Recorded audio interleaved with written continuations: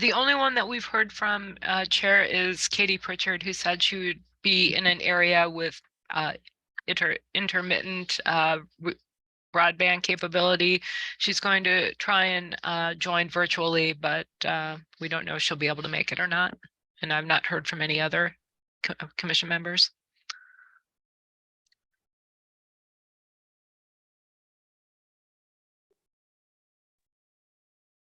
Well, I show 10 o'clock and most of us are here, so I'll call the meeting of the Planning Commission for October 11th, 2022 to order. And our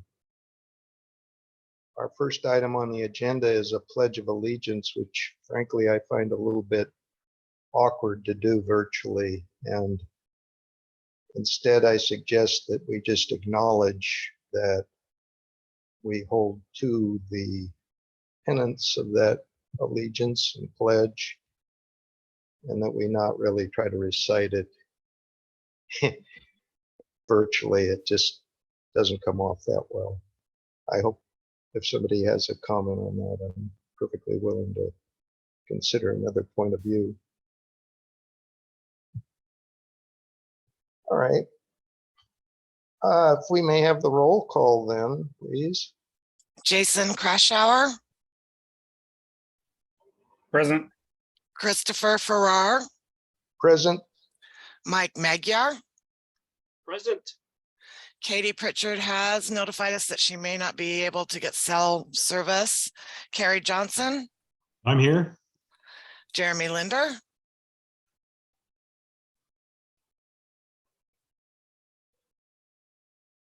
Jeremy, are you here? I saw you earlier. Yep, I'm here. Okay, and Clark Powers. Haven't seen Clark here, so he is not available. Thank you. I take a motion to adopt the agenda as presented, unless someone sees a need for a change. I make a motion to adopt the agenda as written. It's been moved to adopt the agenda as presented. Is there a second? I'll second that.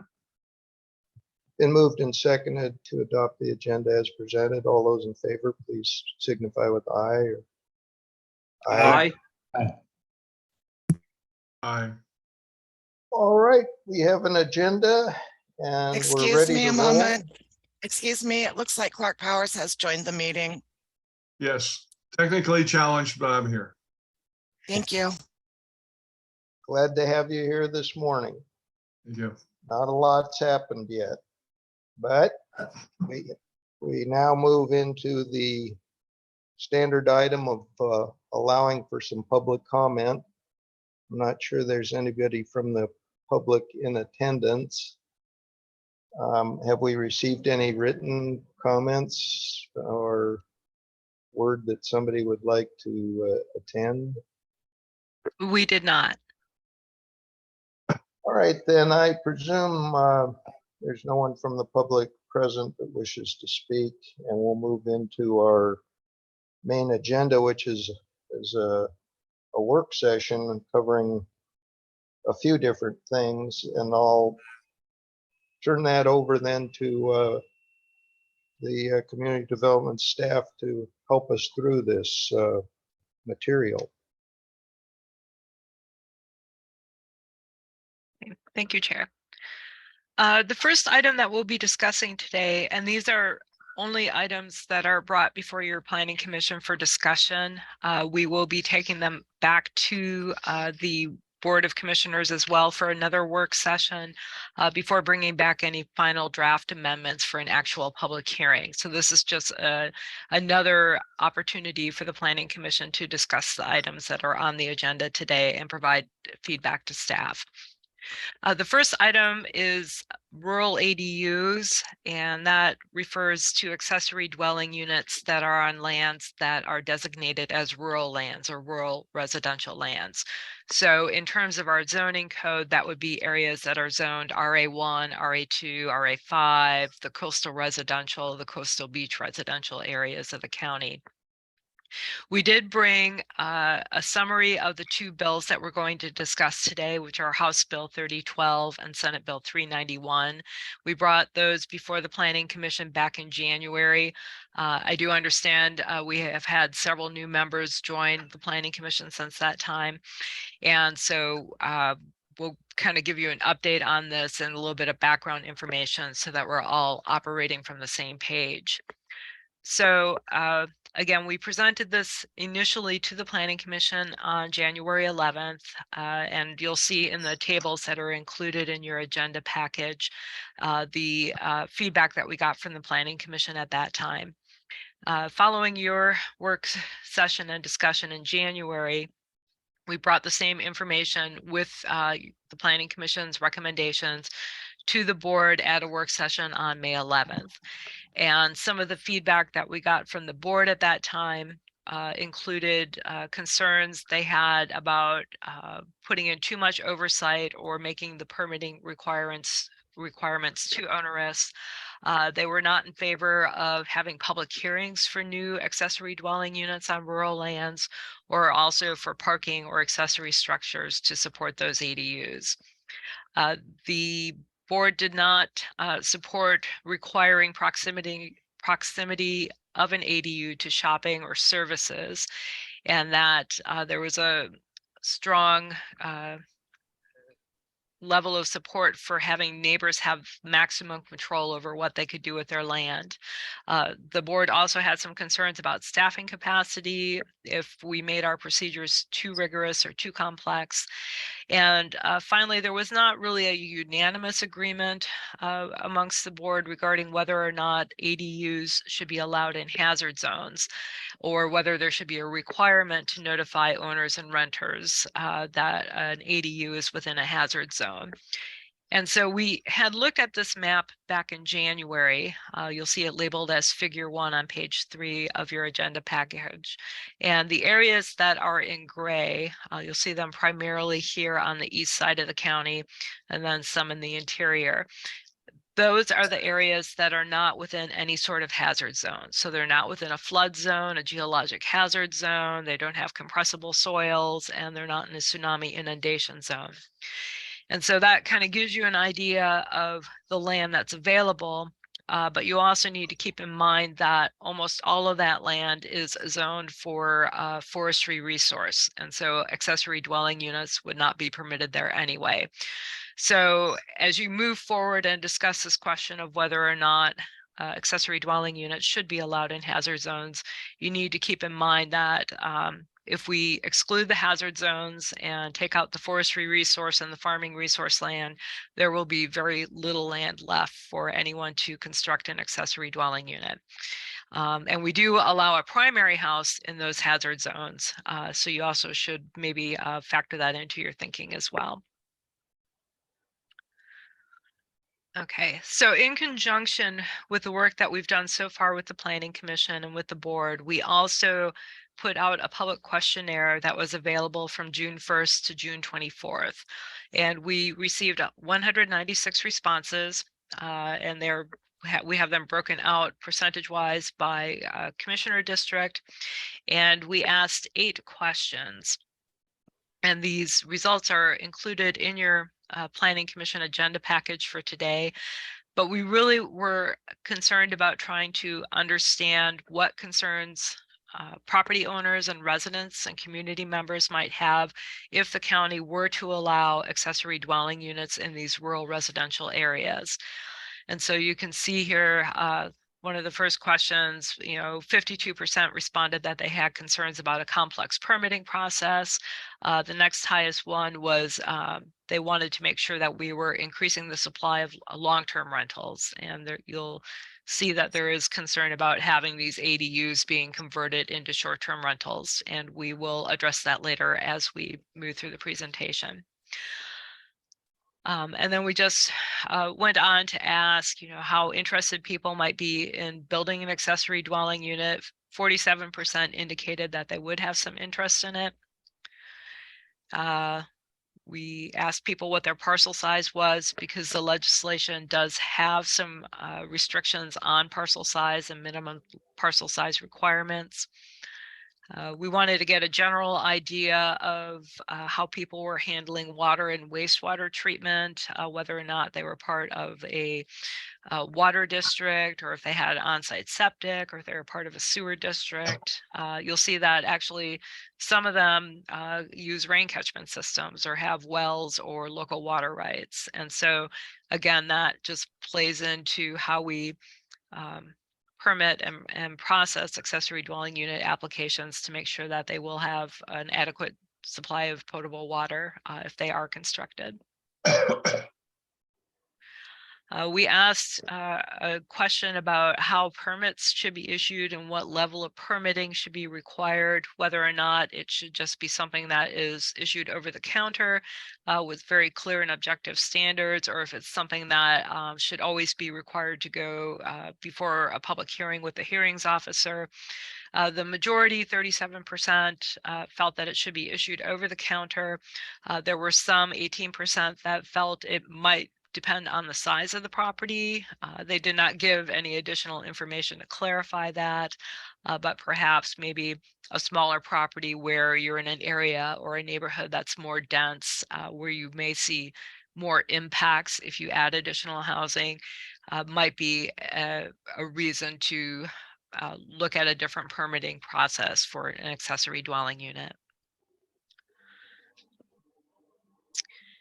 Some other concerns that were expressed in the survey, again, making sure they're affordable to local residents, that's well over half. Expensive application fees was another very strong concern that people had. And then with regard to whether or not ADUs can make a dent in our housing crisis here in Clatsop County, the majority of the respondents seem to agree or strongly agree, with over 70% signing off at one of those levels. You will see that the legislation that was passed at the state level does, especially with Senate Bill 391, prohibit the use of accessory dwelling units as short-term rentals. And so that, I think, will do a lot to help with the housing shortage that we do have here. In terms of affordability, that's not something at this point that the county, either staff, your planning commission, or the board have discussed inserting the county into the process of rent setting. And I don't know that we would typically, well, I know that we typically wouldn't do that, but I don't know if this is something that we want to look at. I don't even know what capability legally we would have to intervene in rental pricing. But just to keep in mind that affordability is definitely one of the main concerns of people within the county. And then finally, we asked people what, if they did have an accessory dwelling unit, what would you do with it? The majority said mainly for visiting guests and family. You'll see that we do not have short-term rental on here as an option, and maybe people who checked other had that in mind. But again, specifically, Senate Bill 391 does not allow accessory dwelling units to be used as short-term rentals. Okay, so I'll pause right there for a moment before we go into Senate Bill 3012 to see if there's just any questions about the survey or the work that we've done to date.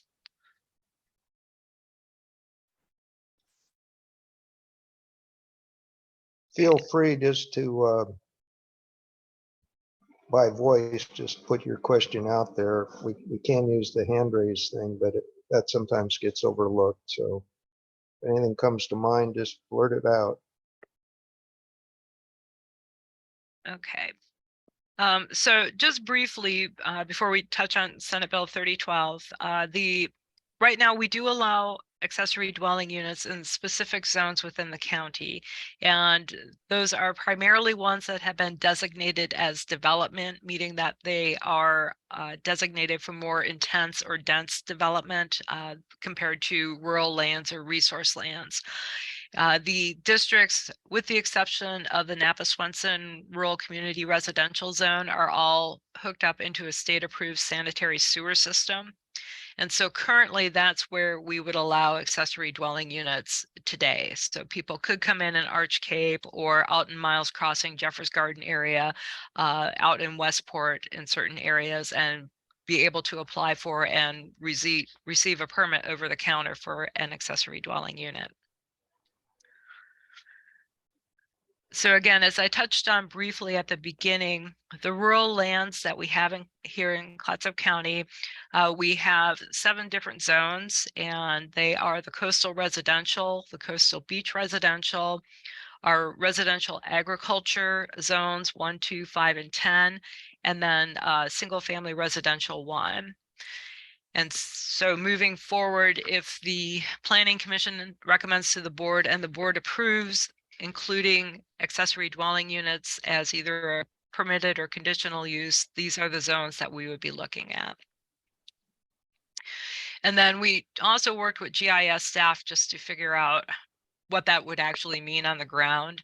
And so per GIS staff, within these rural residential areas, there are just over 6,100 rural residential tax lots. And so if you break them down, you can see that by zone. There are none in the RA10 zone, simply because that zone exists on our books. It's in the code, but we actually have no property that is currently zoned RA10. And so that's why you would not expect to see any tax parcels there. So you'll see that there are also some standards in these bills regarding lot sizes and other requirements. So while we know the total number of parcels that are potentially eligible, we would need to do a little bit more deeper analysis with our GIS staff to determine exactly how many of those parcels would be eligible for an accessory dwelling unit based on lot size or the age of the existing home or any of the other applicable standards. So briefly, I just want to differentiate between guest houses and ADUs. Guest houses are currently permitted in rural lands, but as a guest house, they are not allowed to be rented for money. You cannot have a kitchen in it, and you are supposed to have it metered and connected to the main house. And there are limitations on the size requirement as well. So an accessory dwelling unit, on the other hand, could be rented out as we're proposing long-term, more than 30 days. You could rent it for money. It can have its own separate kitchen and cooking facilities, and it could be separately metered. So that's the difference right now between guest houses and ADUs. Okay, so I'm going to talk briefly about House Bill 3012, and then David Cook, who is one of our planners here, he did the review and work on Senate Bill 391. And so I will talk first about 3012, and then I'll turn it over to David. So House Bill 3012 was actually approved by the Oregon legislature in 2017. And what this did was actually kind of groundbreaking at the time, because it was a way to allow accessory dwelling units on these rural residential lands. It was very limited, and the caveat is that if you had an existing historic house that was constructed prior to 1945, you would be able to come into your local government if the government chose to add this to their code, and you could apply to build a new house, and then within a certain time frame, convert the historic home into an accessory dwelling unit. And again, it's very limited. For example, if the accessory dwelling unit previous historic house burned down or got destroyed, there was no provision to allow you to rebuild it, but it was an opening and a foot in the door to start getting accessory dwelling units on these rural lands. So zoom out here. Okay, so these are the standards that come along with House Bill 3012. First of all, your parcel has to be in an acknowledged exception area, which all of our rural residential zones are. When we brought this before the Planning Commission in January, we asked whether or not the Planning Commission thought that we needed to consider taking more exceptions to resource lands in order to open up more land for development. And the Planning Commission response at that time was that they did not believe that any new exceptions would be needed. And so in response to that discussion and input from the board, we have not made any changes really since what we proposed in January. What we did do is add accessory dwelling unit, historic home to the different zoning, 7 rural residential zoning districts as a type 1 use. And so a type 1 use is that over-the-counter permit, basically. It doesn't require a public notice and it does not require a public hearing. The House Bill 3012 also has a minimum 2-acre lot size. So you'll see that of the different zones,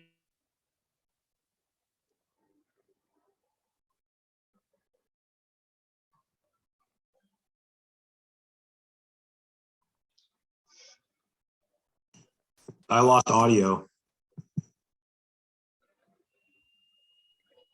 I did as well.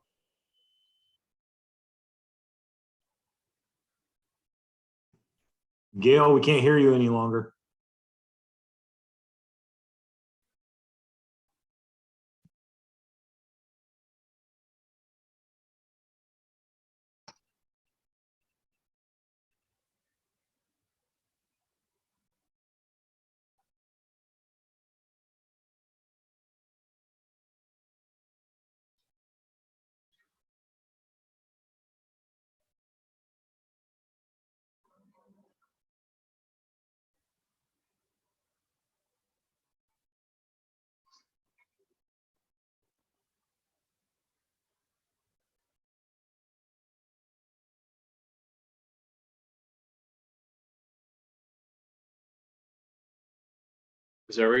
Is everyone still there? I'm still here.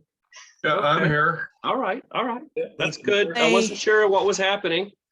Hey, Gail- this Gail's is, having problems with her audio. yeah, And we're this is not sure Julia. why. She'll be right back. So anyway, what very frequently happens is we find if somebody's audio cuts out, then they have to log out and log back in. So I think that's what's going on now. She'll be back with you in just a minute.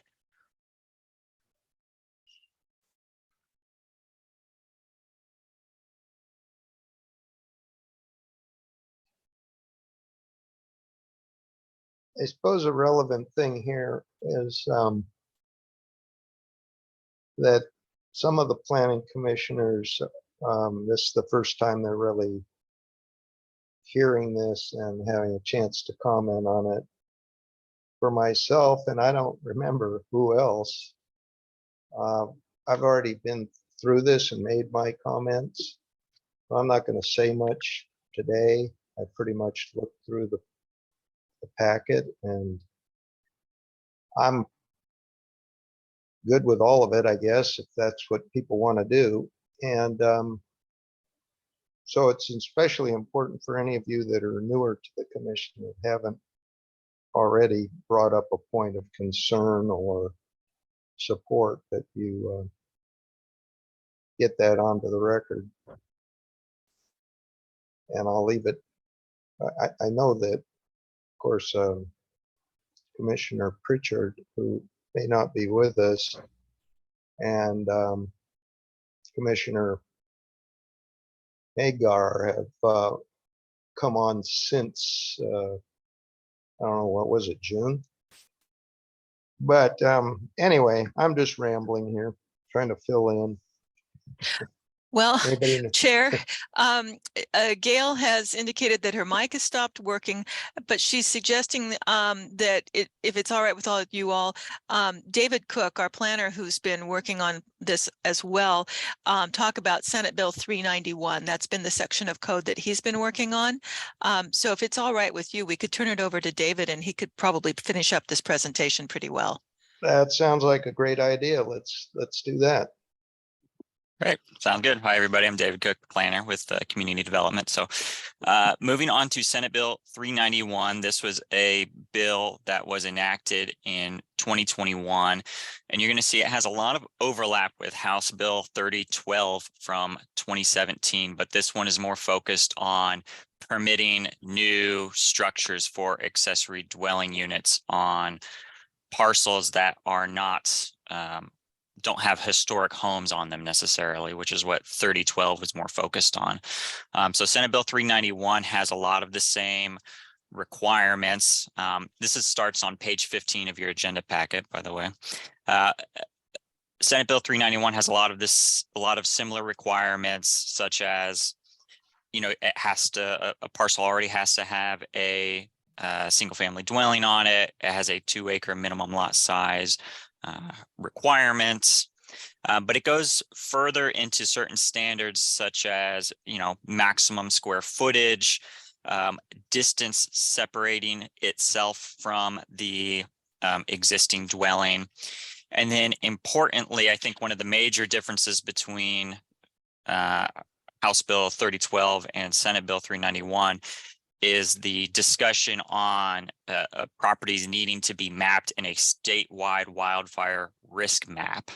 So the statewide wildfire risk map is linked to Senate Bill 762, which directs the state to map out these wildfire hazard maps.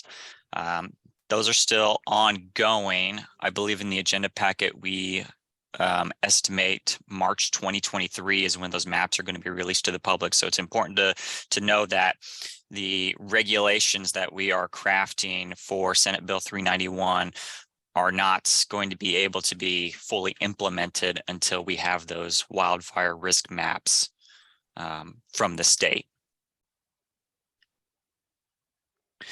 So moving on to the table. So this table shows the legislation and shows the comments that were created or made by the Planning Commission when this went to them back in January of this year, and then the staff response to that. So much like House Bill 3012, a lot of these are going to be linked and very similar. So parcels must be within an acknowledged rural residential exception area, same as House Bill 3012. We don't expect there to be any additional, exception areas needed for this. And we have added accessory dwelling units to the 7 zones that we've been talking about today as a type 1 development permit required. The next standard, minimum 2-acre lot size. This is another thing that's just like House Bill 3012. The only question that staff had at that time is if accessory dwelling units should be prohibited in the Clatsop Plains planning area due to their existing water quality concerns. So even if you have, a large parcel there that could easily accommodate additional septic use, because it's in the Clatsop Plains area, it might be wise to prohibit their additional development in that area unless they're attached to a sanitary sewer. And so that's what we've included in the regulations here. Moving on to I'm sorry. There were more things in the 2-acre minimum lot size area. So the draft language does not prohibit ADUs in the flood, geological, and tsunami inundation hazard areas. And we don't also specify any requirement to be located near a goods services like a grocery store, laundromat, gas station, that kind of thing. The next section, a single family dwelling exists on the site. I think that makes sense. You can't have an accessory dwelling unit unless you have a single family dwelling. The existing single family dwelling has not been declared a nuisance and is not subject to any pending actions under some ORS statutes. We did include that section in our code, and language regarding local code violations has also been added to our updated accessory dwelling unit regulations. ADUs need to be subject to all applicable laws regarding sanitation and wastewater disposal treatment. This is kind of the big difference between older accessory dwelling, or I guess our current accessory dwelling unit regulations and the new ones. So the current ones require you to be hooked up to a sanitary sewer, and the new ones are going to allow you to have an accessory dwelling unit provided that you can meet sanitation and wastewater disposal standards, regardless of if it's, septic or sewer. The next standard from SB 391 is that ADUs cannot contain more than 900 square feet of usable floor area.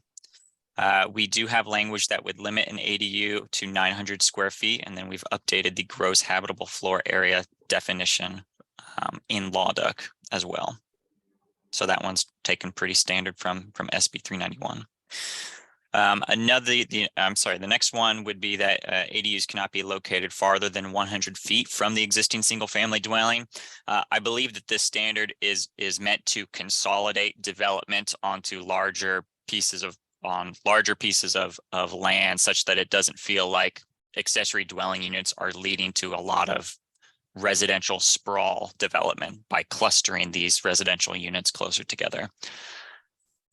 That's what we have added to LawDuck, and the way we've decided to measure that is by saying 100 feet from the existing dwelling to the closest portion of the exterior wall of the proposed accessory dwelling unit, not including things like eaves or gutters, canopies, and stuff like that.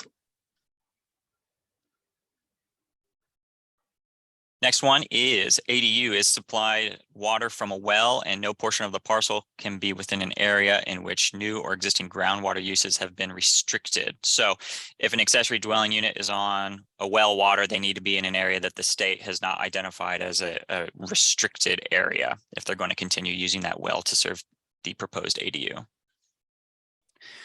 No portion of the parcel can be within a designated area of critical state concern. This one is a little nebulous. Currently, we don't have any properties that are listed as an area of critical concern. We have included this language in our LawDuck amendments. And just for a little bit of background, the way an area is designated as an area of critical concern is the basic gist of it is the Department of Land Conservation and Development has a commission that recommends to state legislative committees that an area be designated as a area of critical concern. So we don't have any right now, and we would be made well aware of that establishment if it's done. Here's where we start to get into a little bit of the fire stuff. So the parcel needs to be served by a fire protection service provider with professionals who have received training or certification described in ORS. We've just taken that one word for word. The parcel and the ADU comply with the rules of State Board of Forestry under some ORS statutes. We've included that in this current iteration of these regulations. In 2022, there was Senate Bill 1533, which had further clarified what is meant by complying with rules of the State Board of Forestry. The basic gist of those updates is that once we have these statewide wildfire risk maps, if your property is in an area defined as the wildlands urban interface, you will not only need to comply with local fire safety regulations, but also statewide fire safety regulations. If your parcel is not in an area that these maps define as a wildland urban interface, then you will only need to comply with local fire safety regulations. Moving on to number 12, statewide wildfire maps have been approved. This is part of that Senate Bill 762. So until those wildfire maps, risk maps have been approved, this is going to stop us from enacting these regulations because this all hinges on having these wildfire risk maps approved. And moving on, number 13, the county has adopted land use regulations regarding adequate setbacks, access for firefighting equipment and evacuation measures, defensible space and fuel break standards. All of these things have been included in our amendments to LawDuck for this, and they are also things that our code generally covers for properties already. Number 14, ADUs cannot be used for vacation occupancy. That one is included wholesale in our regulations, and that was the direction from the Planning Commission back in January as well. And also the question of if a restrictive covenant should be required and recorded for the development of an accessory dwelling unit that specifically prohibits it from being used as a short-term rental, if something like that should be required. And we can certainly require something like that if that's the direction the Planning Commission wishes to go to. Number 15 is talking about if accessory dwelling units on rural lands may not be allowed to do a division of land that would cause the existing single-family dwelling to fall onto a different land use parcel than the accessory dwelling unit. And we have included that in our amendments. And it also talks about the construction of a second ADU on the same parcel. No, right now, only one accessory dwelling unit per parcel is permitted in our code. The county may require an ADU to be served by the same water supply system as the existing single-family dwelling. And we have included language relating to water supply requirements in our updated code. Same thing for number 17, ADU served by wells must maintain all setbacks from wells as required by the Water Resources Commission. We've added language relating to water usage. An existing single-family dwelling and an ADU permitted under Senate Bill 391 are considered a single unit for the purposes of calculating exemptions under ORS 537. So this one talks about the exceptions that do not require registration, certificate of registration, application for a permit, certificate of completion, groundwater certificate. This is not something that needs to be included in LawDuck, so we haven't included anything in there. And finally, the county is not prohibited from imposing any additional restrictions on ADUs on rural lands, rural residential lands, including restrictions on the construction of garages and outbuildings. The Planning Commission had a couple responses to staff back in January talking about if one parking space is adequate. The Planning Commission thought that if you only had a 400 square foot accessory dwelling unit, then one space would be fine, but 2 spaces if it's more than 400 square feet. Staff asked if ADUs should be permitted to have garages and outbuildings, and the Planning Commission at the time said that's okay as long as maximum lot coverages are not exceeded. Garages and outbuildings should not be allowed as that brings the ADU closer to house territory.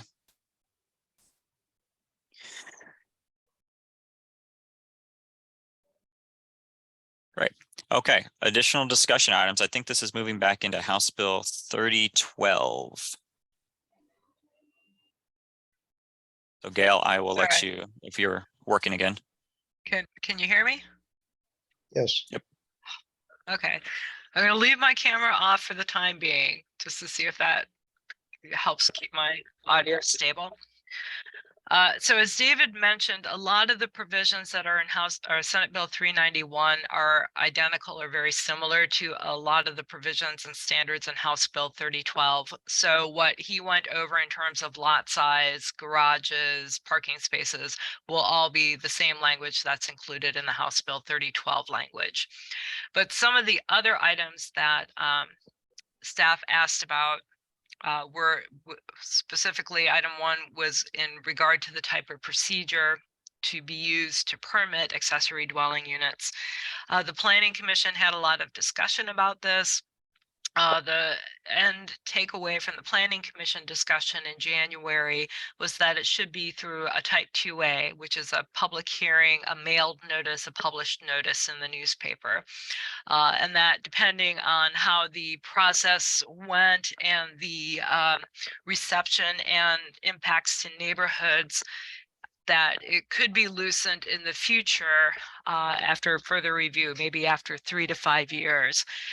Based on input that we received from the Board of Commissioners in May, at this time we are proposing it only as a type 1 use, which again is that over-the-counter permit without a public notice or a public hearing.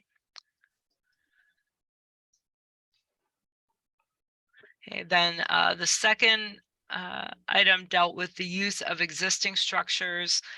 And there was a lot of discussion in January at the Planning Commission level about the need to really promote and encourage accessory dwelling units in those development areas where they're currently permitted and where they're required to be hooked up to a sanitary system, sewer system.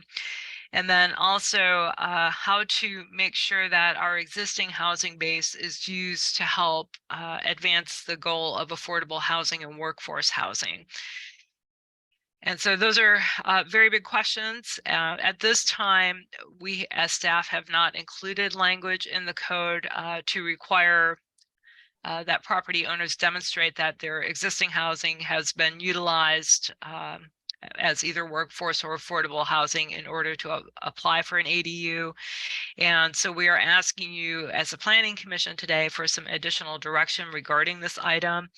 If you don't want to move forward with allowing rural residential ADUs until we find a way to measure and document that the available housing stock has all been utilized first for affordable and workforce housing, then we can set aside these proposed amendments for the time being and instead pick up a program of work that would try to quantify and verify what is being used for workforce or affordable housing before allowing new residential dwelling units on a parcel. So that will be something that your planning commission will need to discuss today. And then let's see, item number 3, this had to do with some definitions that we were cleaning up. So you'll see that we've added some new definitions in terms of what historic house is to address House Bill 3012.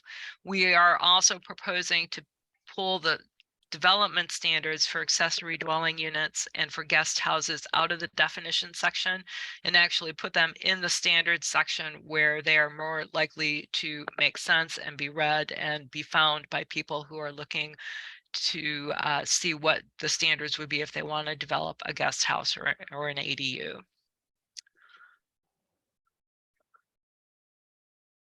And then finally, we talked about the new definitions. So gross habitable floor area, historic home. And then following up, after your discussion today, we will have another work session with the board, and that I believe is currently scheduled for November 2nd at 10 a.m. We'll be taking our staff's draft recommendations combined with your input from the Planning Commission today and bringing those once again to the board for further discussion. And then once we get their feedback on November 2nd, we will come back to the Planning Commission with a final set of draft amendments. And that is currently scheduled for December 13th for the public hearing with the Planning Commission.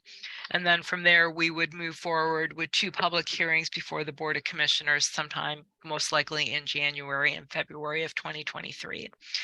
And so thank you for your patience while we worked through technical issues here. And David and I are both happy to answer any questions you might have. Thank you. Do any of the commissioners have questions for staff before we open a discussion?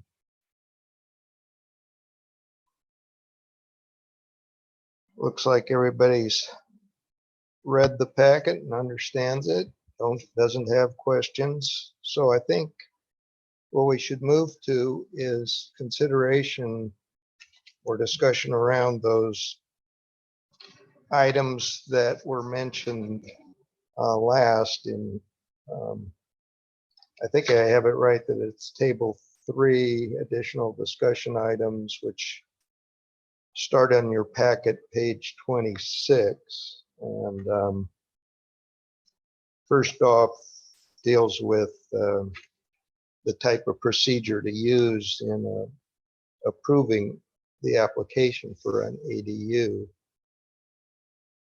Does anybody wish to make a comment here or discuss this point at all? I think on point one, I'll comment under the staff questions regarding whether it should be a type 2A process and so on. I just think it should be as simple as possible. That's my take on it. Agree with that. If they're allowed, they should just be an over-the-counter deal, you know. I don't think we need to overcomplicate it or make it more difficult for staff either. Yeah. I couldn't agree more. with that.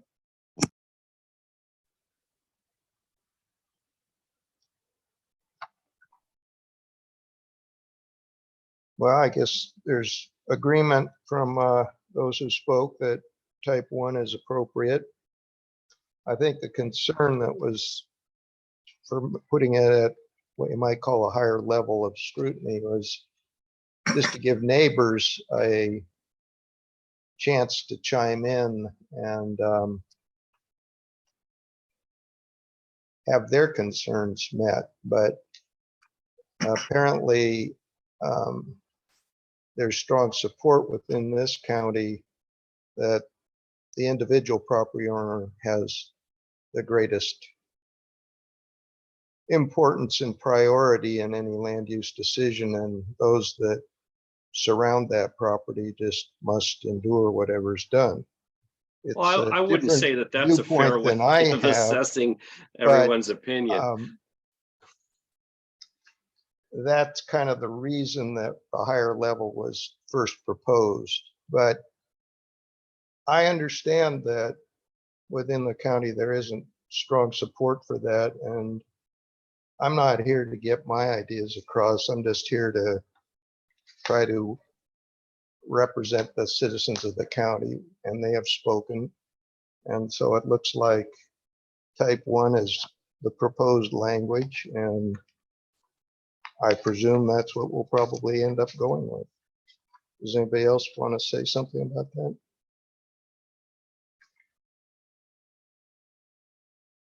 Okay, so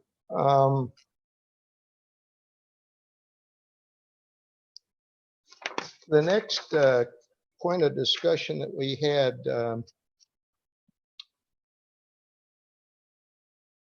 trying to find out what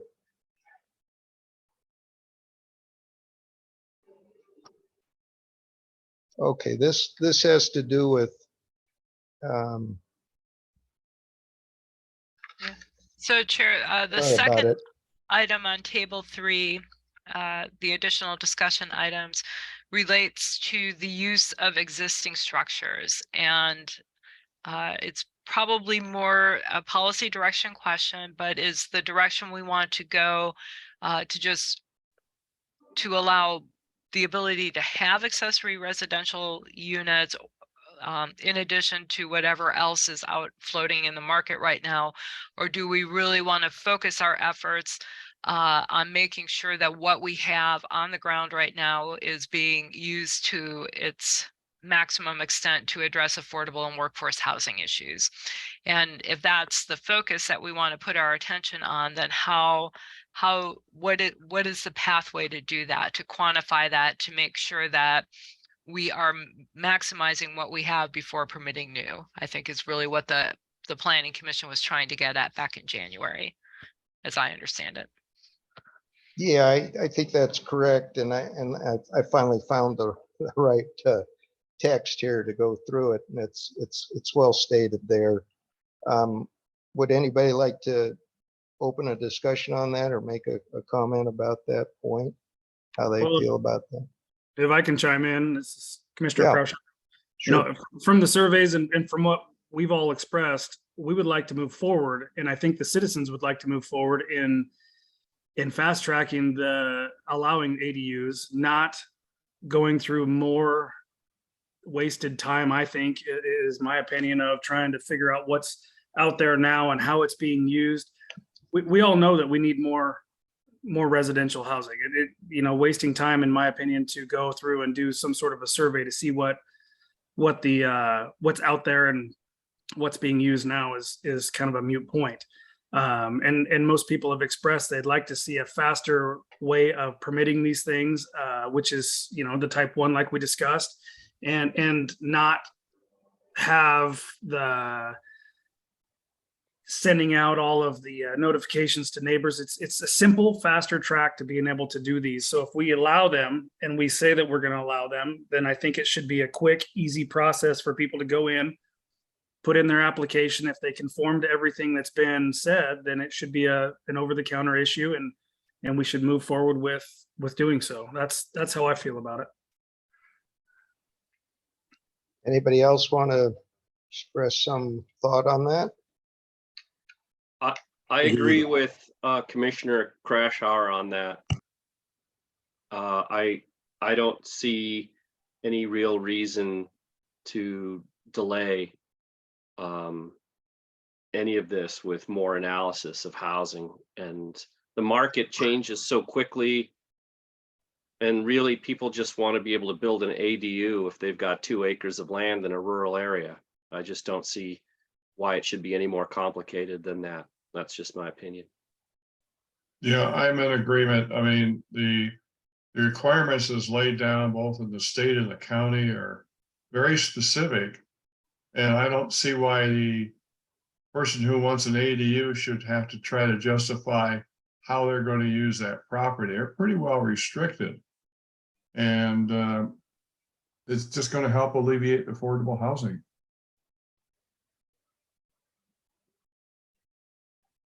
Commissioner Johnson, I saw you blink on there for a minute. Did you want to comment on that?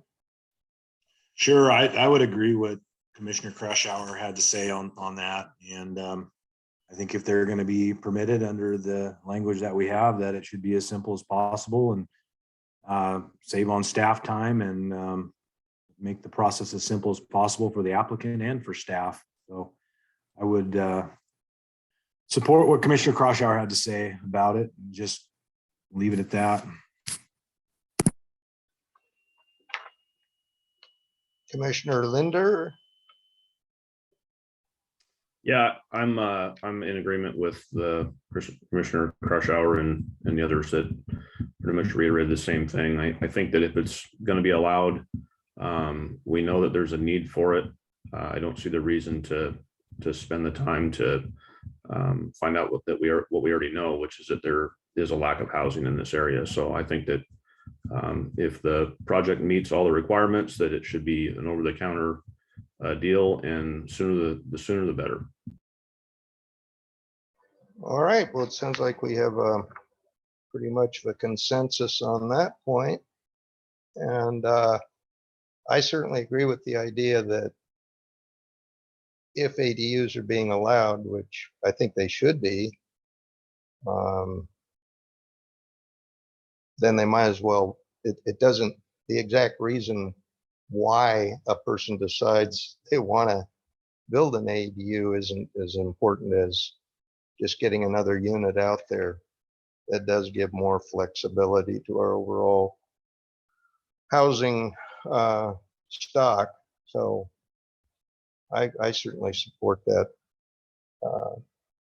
that we don't need a study to determine the need or the place where in the county where it might be most needed. So I guess the final thing in our additional discussion items there is revisions to definitions. And those are generally fairly straightforward. And I don't know if anybody read through any that they had a question about. I got a question. So is this where we can discuss the proposals, I guess, that were in the previous layout, with all the numbered additions for the amendments and all that? Is that what we're trying to do in this section? Because I had a couple of questions in the tables that were submitted. Is that what we're looking to do here? Yeah, We can go back though, if you had a question, a few pages back in the table somewhere, we should take that up. Go ahead. I have a few points of concern that I would like clarification on, or maybe a discussion of. And these may not be in order. Sorry, I was making a bunch of notes as I go, so it's kind of scribbly.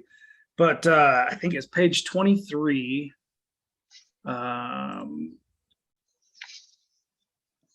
Number 14, it says ADU cannot be used for vacation occupancy.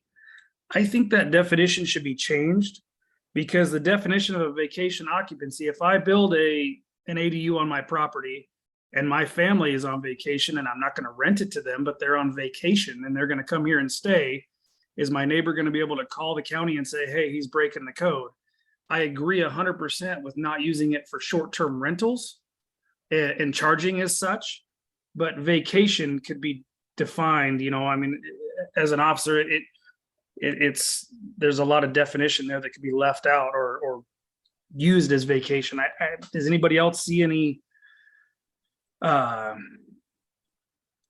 discrepancy there in used for vacation occupancy?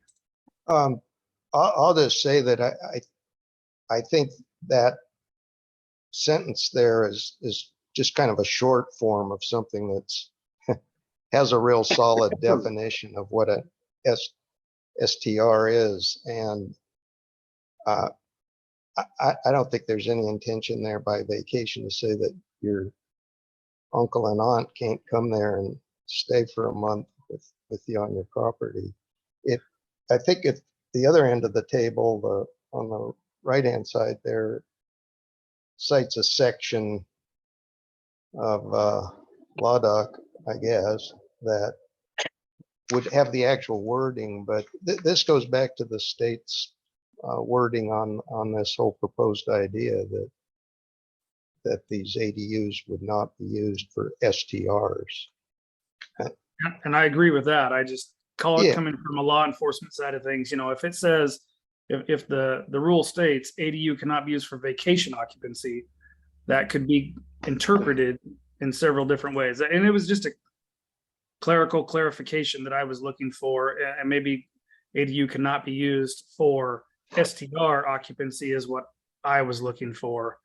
Gail, do you Yeah, have anything to say I on get that? your point on that, and I guess to some extent we'll probably rely on county council to resolve something that may be a little bit unclear of that sort, but Yeah, actually, I don't know that we need to even go to county council, because Senate Bill 391 is very clear. It says a county may not allow an accessory dwelling unit allowed, blah, blah, blah, for vacation occupancy as defined in ORS 90.100. So I don't have that pulled up right now, but if 90.100 actually says your family can't stay there, then your family can't stay there. We don't have an opt-out clause, but the intent is to prohibit the short-term rentals, not your aunt and uncle coming to spend 2 weeks with you over a beautiful summer. And I agree with that. I was just going back to that survey you guys did, that 50-some% said that they would like to use it for such. But that's fine if we can. I'll look up that. What was that ORS? Sorry, I missed it. Sorry, yeah, it's ORS 90.100. Okay, thank you. I And actually have the ORS pulled up right now, if it would help if I read it for everybody. Yeah, Sure. please. sure, go ahead. Okay, so vacation occupancy is defined. Vacation occupancy means occupancy in a dwelling unit, not including transient occupancy in a hotel or motel, that has all of the following 3 characteristics.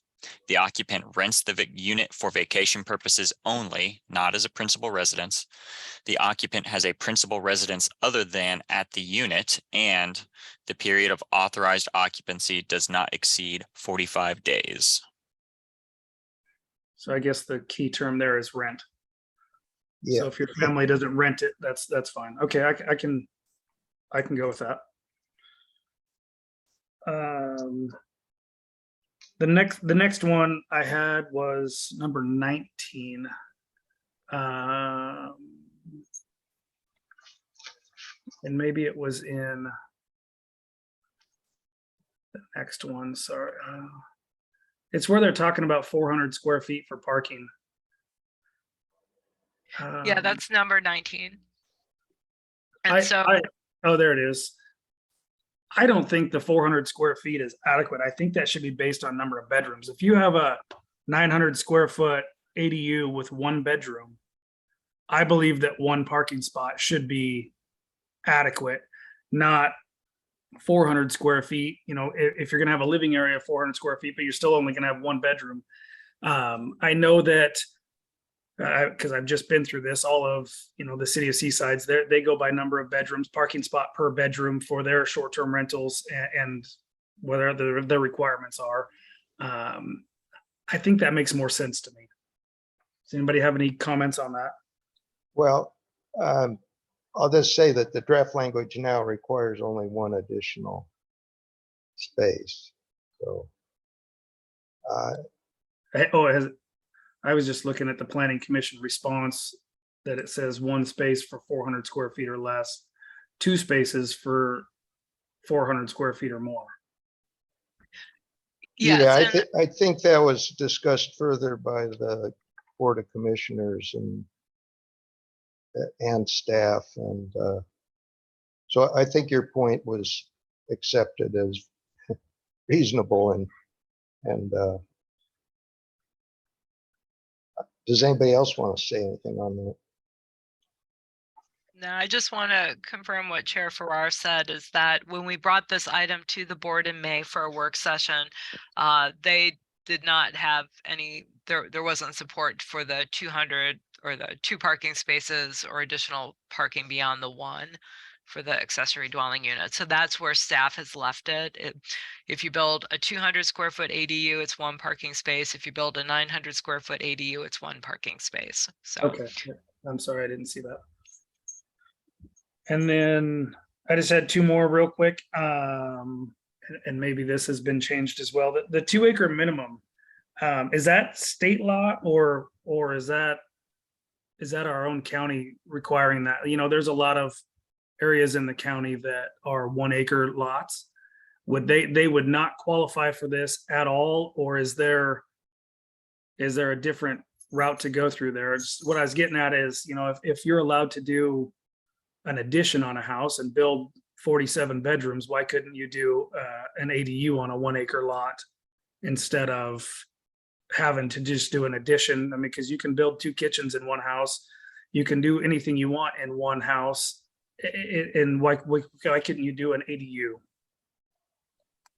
So that is an interesting question, but Senate Bill 391 does require 2 acre lot size, same with House Bill 3012. So that's non-negotiable. I suspect that the reason for that is several decades ago, there was a lawsuit that actually changed the minimum rural residential parcel size from 1 acre to 2 acres. And I think that may tie into that thinking as well. Gail, am I correct? We have several in our county that are 1 acres now. Oh, yeah. Yeah. But Can we as a moving- county look at that, or is that not not in a- negotiable. Yeah, not negotiable? Yeah. Okay. it would have to be changed at the state level. And then the only other thing I had was, did I see in here that Clatsop Plains is not permitted in, or they're removing Clatsop Plains from the acceptable areas? At this point, staff has included that language in these draft amendments. And the reason for that is we know that there are concerns regarding water supply, impacts from septics in that area. And since most of that area is not on a sanitary sewer system, it would all be septic. We also know that the city of Warrenton still has a prohibition against extending water supply outside of the incorporated area of Warrenton and their urban growth boundary, or expanding water supply to existing recipients. So that means everybody would have to be hooked up to well or some other water source. And so that's the recommendation staff is putting forward at this time. And I think the previous planning commission was in agreement with that. I don't know that we got an answer from the board on that. But certainly if you want to today as a planning commission, have that discussion and make some additional recommendations, we'll move those forward. Here's my point on that subject is I don't believe that we should eliminate any area. If there is a set of boundaries that they have to be within, you know, water supply, all of the fire, all the stuff that we went through, if they have to pertain to that anyway, then I don't think that there should be a restriction on area. I think that they should, there's a set of restrictions that they should have to follow, which everybody in the whole county would have to follow.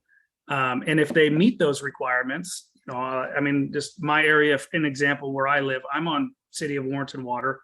They provide me with water, and I mean, I can do an addition here, like I said, or I could build an accessory dwelling unit or whatever I wanted to do. So I don't think that there's areas that should be exempt from this just because of issues. If the people in those areas meet those issues or those concerns, they should be allowed to do it.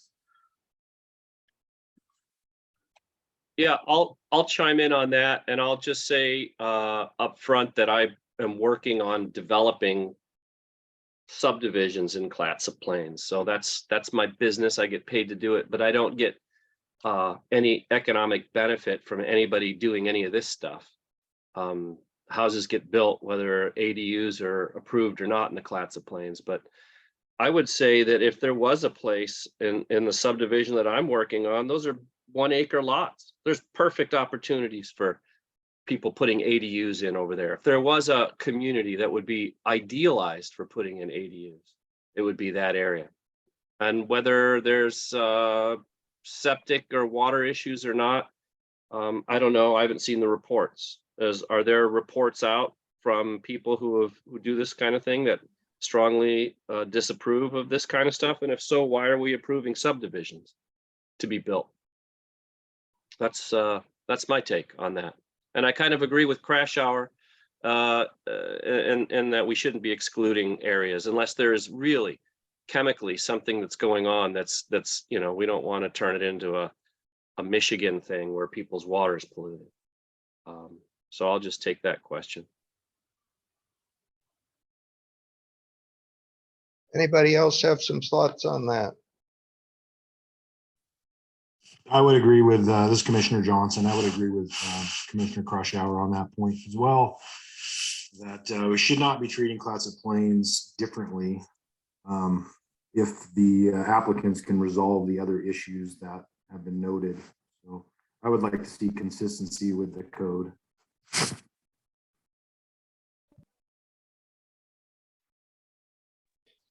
I do have a Commissioner. question. I'm not familiar with the concerns in Clatsop Plains. Can somebody from the county maybe shed a little light on that? Is there like some actual scientific information available, or is this just somebody's got to raise a concern at one point? Well, concerns about water quality and quantity in the Clatsop Plains have been ongoing since the late 1970s. And at one point, there was actually a moratorium declared on new development. This was probably in the late 70s, very early 80s. The state came in, there was a large study done. There are monitoring wells ongoing. We know that right now there may not be an issue in terms of water quality, but we do know that as more home building goes on and more development and commercial development occurs, that there will be impacts. We know for fact that the city of Warrenton is not supplying water to new developments at this point. And then there have been concerns again related to water quality and eutrophication of the coastal lakes due to septic leakage. So if you're asking me, do I have a 2022 study in hand right at this point? No, but there are studies out there and I can certainly go find those and post those for you. Okay, thank you. I guess in that regard, I would have to sort of agree with the statement that Commissioner Magyar made, that if there is those concerns, why are we approving subdivisions in those areas? I mean, is there, and I'm just thinking out loud, so I don't know that I necessarily have a concrete opinion on this, but is there a difference between a single family home being built and a single family home with a 900 square foot ADU on the same parcel? Is that really going to make the difference one way or the other to those potential issues? Yeah, and I don't know that as staff, we could answer that question. The question regarding subdivisions, the last subdivision we approved out there was actually, I believe, in 2015 or 2016, which is the one, it's called Dune Estates now. And so their approval came 6 or 7 years ago, and we've not had a new subdivision approved out there since then. Director Hendrickson, I was brought aware of that, the studies showing the leaking septic systems. That was prior to all of the strict and restrictive requirements for the DEQ has for constructing the new drain fields. Much of all the drain fields in Clatsop Plains now, most of them being approved, are sand filtration systems. And is there any correspondence or studies after pertaining to the newer requirements on these drain fields, or are they pertaining to the old leach fields that we all know that weren't that great, and most of Clatsop County was on them at one point in time? A lot of them have been removed and replaced with newer, more restrictive systems. Are the newer restrictive systems the ones that they're considering that are leaking and causing the problems? There is some concern raised by Mike McNichol, who was the public health director 2 health directors ago. So when I started here in 2018, I believe he left in 2020. But he had actually raised concerns about septic issues and was actually supporting and shopping around the possibility of a moratorium. So I can go back and dig through his emails from 2018, 2019, early 2020, and then I can certainly go to DEQ and see what studies they have available that are recent and address those issues. I was just curious if we're going to bring up, leaking septic systems, where the research is coming from. But I go back to what I originally stated, that I don't think Clatsop Plains should be eliminated from this. And I don't know if there's a motion or anything that would even correct that verbiage, or if it's just a suggestion from the planning department at this point. Well, you could make a motion and we could entertain further comments and then take a vote. That's certainly permissible. Which point number? Which point number does that address? Which is it? 19? Yeah. So it's in a couple of different places, but it's basically the question related on House Bill 3012. It's under item number 2, which is table 1, item number 2, and that would be page 16, 17. 16. Yep, 16, 17 in your agenda package. All right. But then it also applies to House Senate Bill 391 as well. And so these are draft amendments. We're not actually making a formal recommendation to the board today. We will, as staff, take all your comments to the board again on November 2nd and present them with your comments on our draft as staff, and then get additional direction from the board. So I don't think that a motion is required. You're not prohibited from doing it, but I don't think it's required. Well, I would like to make a motion that the Planning Commission would recommend to the Board of Directors removing the verbiage excluding Clatsop Plains area from all of these documents. all right. Second. It's been moved for the Clatsop Planning Commission to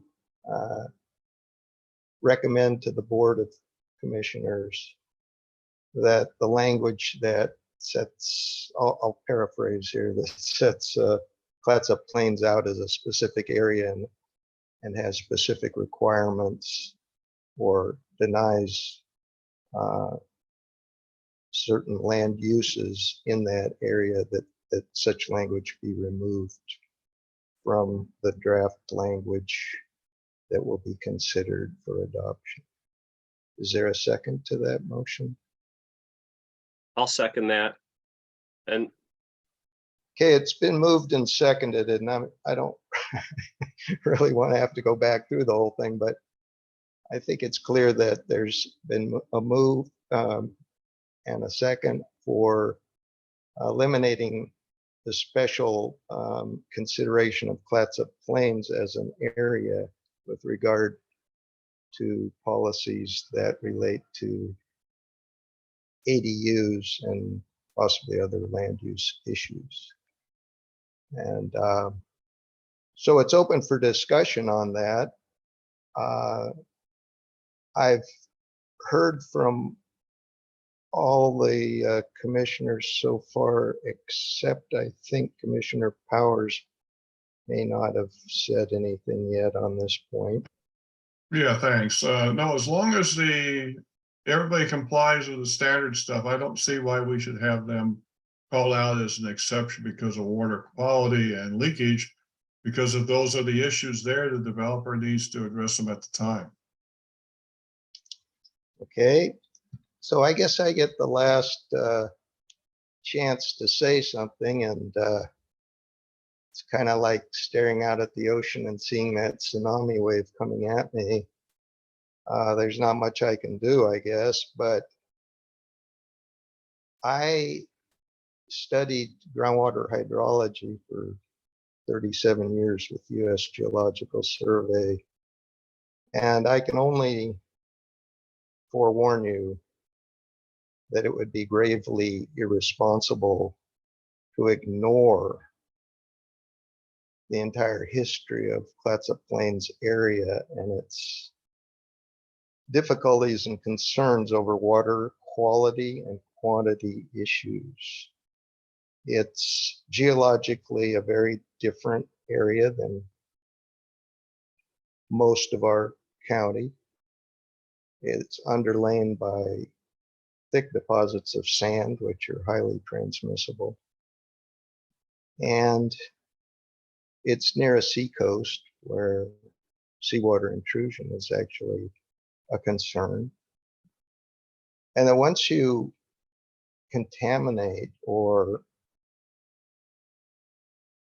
destroy the valuable properties of an aquifer, it is very difficult to remediate the damage. And it's my feeling that at this point, we do not have sufficient information in hand to say one way or another whether there's a great deal of damage potential there or not.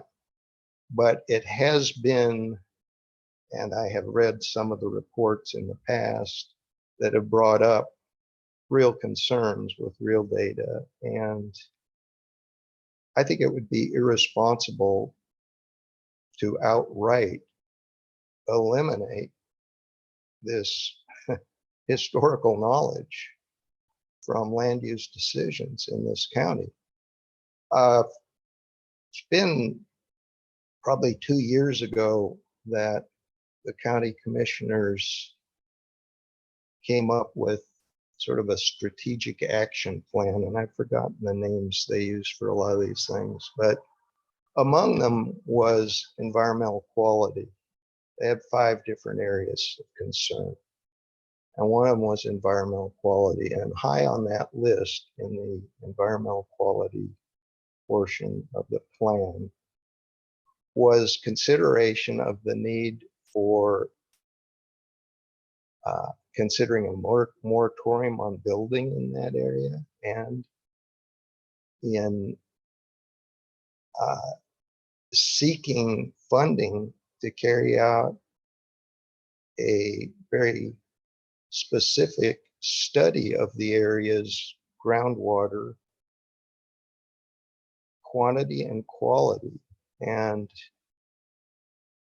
to have that in hand before further development takes place there. There's enough development there now that's dependent on individual groundwater supplies. It could really be a disaster if it just was opened up to the considerations and desires of any property owner there to maximize the number of housing units there. And I just couldn't be more against a motion than I am on this one. So with that said, I'll ask if anybody has further comments, and then we'll take a vote.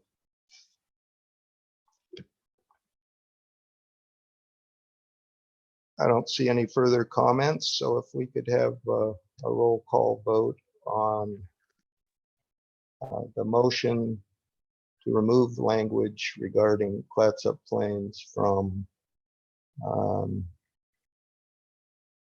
the wording of policies or ordinances to do with accessory dwelling units in our county.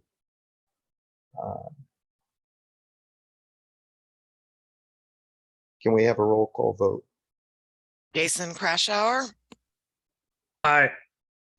Christopher Farrar, Nay. Mike Magyar, Aye. Carrie Johnson, Aye. Jeremy Linder, Aye. Clark Powers. Aye. Thank you. All right, so I think we've been through the additional discussion items for that part of our packet. And at this point, we would take up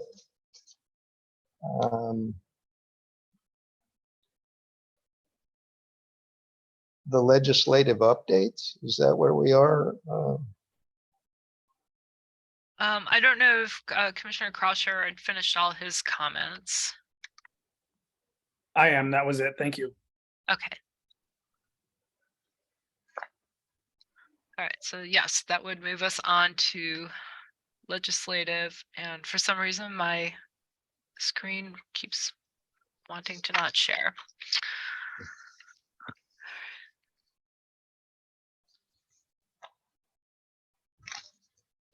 Okay, so legislative updates. Every year, the Department of Land Conservation and Development is required to provide local jurisdictions with a summary of new legislation that's been passed that may affect land use in a county or a city. And so since 2018, we have had a few bills that have come forward, some of which are mandatory for the county to adopt and incorporate into their codes, some of which are optional for the county to adopt. And so we wanted to bring these forward to you, covering the years 2018 through 2022. And then moving forward, this will become an annual part of our planning division work plan. And so every year, probably in the fall following the legislative session, you will see staff bringing these adjustments to our code based on legislation that's been passed in the during that early part of the year. So there's not a lot to cover here. COVID put the kibosh on a lot of stuff in 2020. So there are a few bills, and this is a whole staff effort. So we're just gonna, each planner will take their part in it. So for 2018, there were two items that came out of the 2018 regular session. One had to do with how a local government handles a LUBA remand. LUBA is the Land Use Board of Appeals. And when a case is appealed from our Board of Commissioners up to the state level, it goes to LUBA. And right now we do actually have an active LUBA case regarding a road that is proposed down in the Arch Cape area. And so this would just put some regulations into the county code explaining how we would handle a LUBA remand. So to put that in there. The second was Senate Bill 1533, which dealt with equine therapy. This is an optional bill, as is the one with the LUBA remand. So we're not required to make any changes, but we can if we want to. Staff is recommending that we add equine and equine affiliated therapeutic and counseling activities and the standards from Senate Bill 1533 to both the section, our zoning sections, EFU, exclusive farm use, and our agriculture forestry zone. The question that we have is, first of all, are you in agreement with that? And if so, should it be a type 2 use, which would be a conditional use, public notice but no public hearing, or should it be a type 2 public hearing, mailed notice, published notice? And so I will stop there for discussion about the 2018 legislative session. Does anybody have some thoughts they'd like to bring forward on that?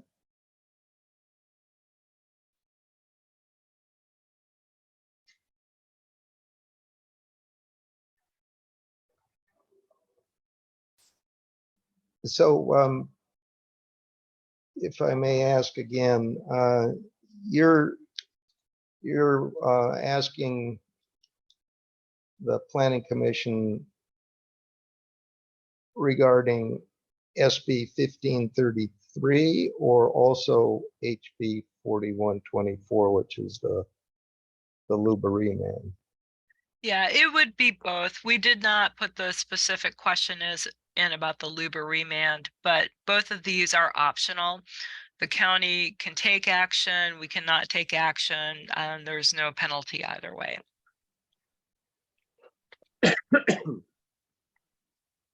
Does any commissioner have some point of concern or support for either of these that they'd like to state?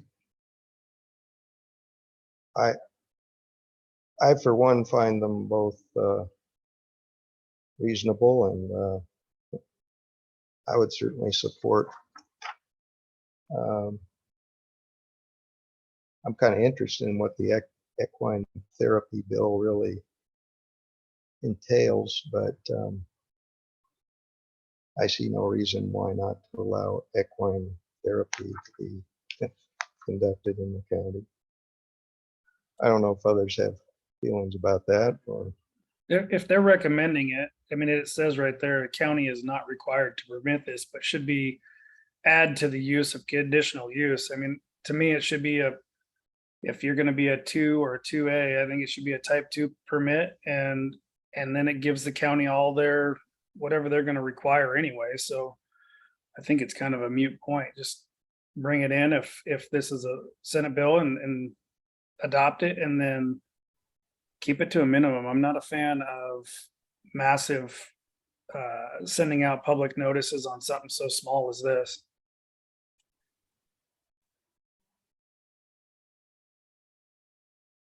okay.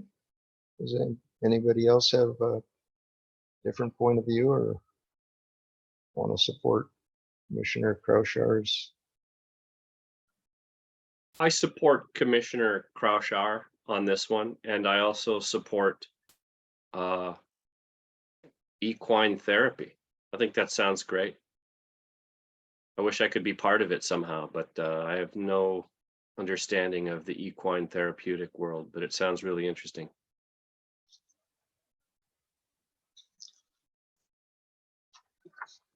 All right, well,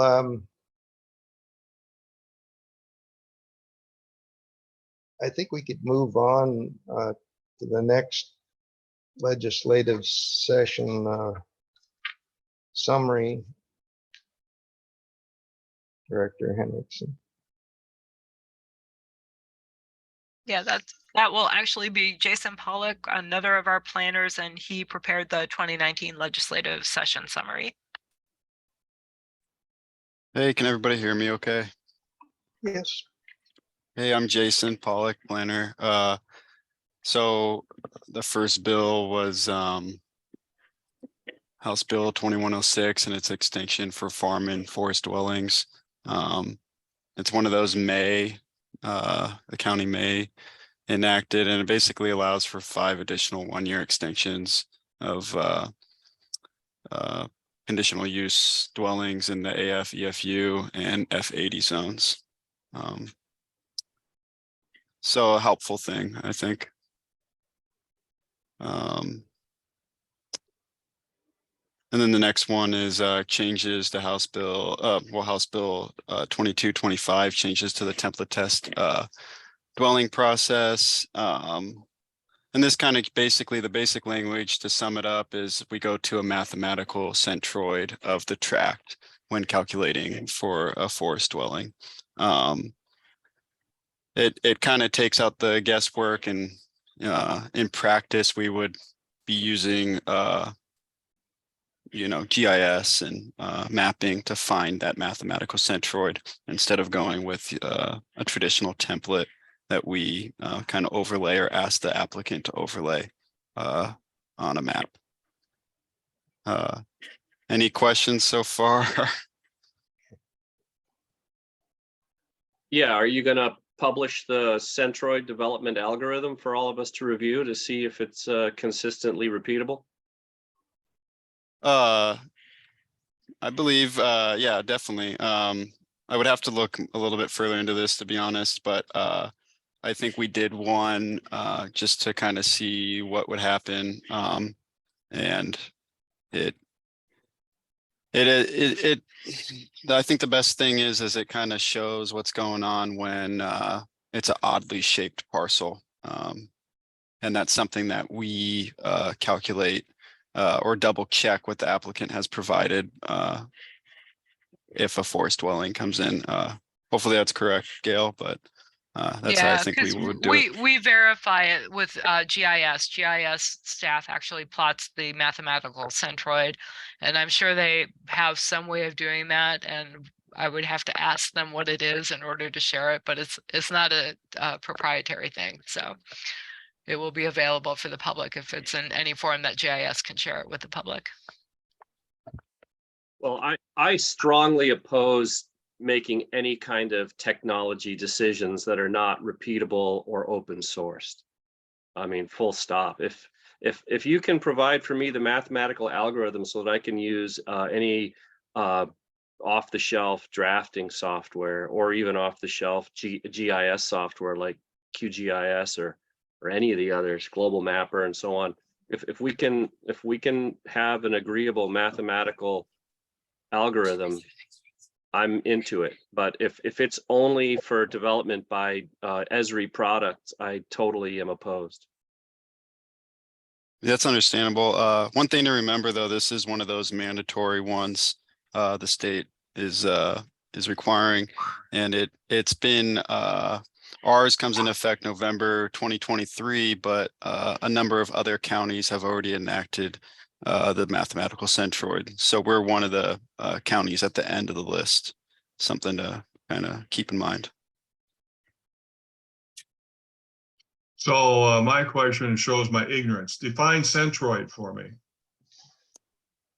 I want to see if it's in the list here, but I might not. I'm not a GIS guy, so I might not have a good answer for you.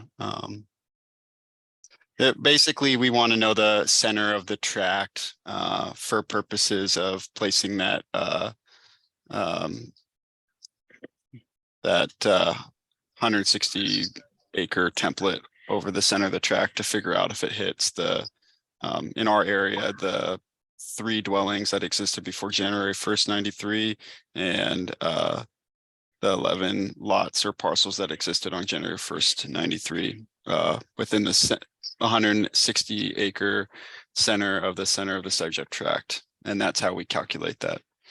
And so, oh, go ahead. Yeah, and furthermore, you know, you need to require a surveyed tract to be submitted, because using tax map lots to determine centroids is irresponsible. Everybody knows that ArcGIS, if there's a curve or anything in there, it's not going to develop it properly. So, I mean, mathematically speaking, are you willing to accept that every single one of those subject tracks that you perform this centroid mathematical analysis on, you must determine that it is the legal lot size and shape geometrically? So you've got to run all of your COGO geometry in another software package other than GIS, because GIS is completely unacceptable for developing any geometric relationships with parcels. Everybody knows that, and that's a fact.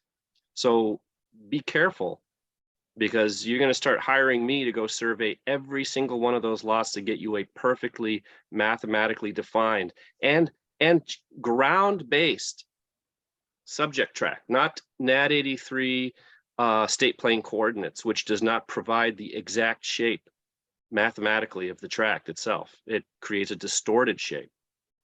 So this is a very deep area. This is something I'm very interested in. And this is where I personally clash with the GIS system. So that's where my bias comes from. Okay, we can definitely chat about it further, and you can definitely educate me on some of the intricacies that we've been talking about. But currently, we kind of ask applicants to, use that, impose a template on the center of the tract, and people have a number of ways of figuring that out. So good stuff to talk about and look at in the future. Can I move forward, or? I'd say at this point, you probably should move forward. However, it does seem like some of the points that Commissioner Magyar has brought up are things that shouldn't just fall through the cracks. And I don't know that the other planning commissioners are well versed in the technicalities of this that could really understand all the details here. But I think we can't take more time today to resolve this, but it sounds like there needs to be further discussion on it to get it right. Sounds So good. I think one thing that we would like to do is, as Jason pointed out, the bill tiered the implementation of this process across the state. And so we can reach out to the counties that have already had to implement it and see what they have done to see if there's any best practices out there. So. Okay, that sounds reasonable. I think we're pretty all much in consensus on this, that we want to do it right. And apparently we have to do something, and let's just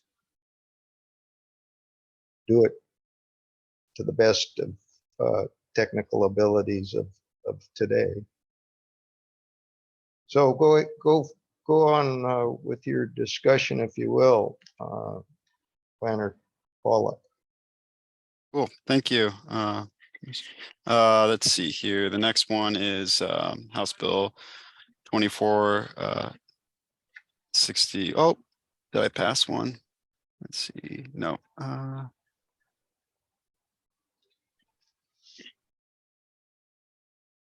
got out of order here.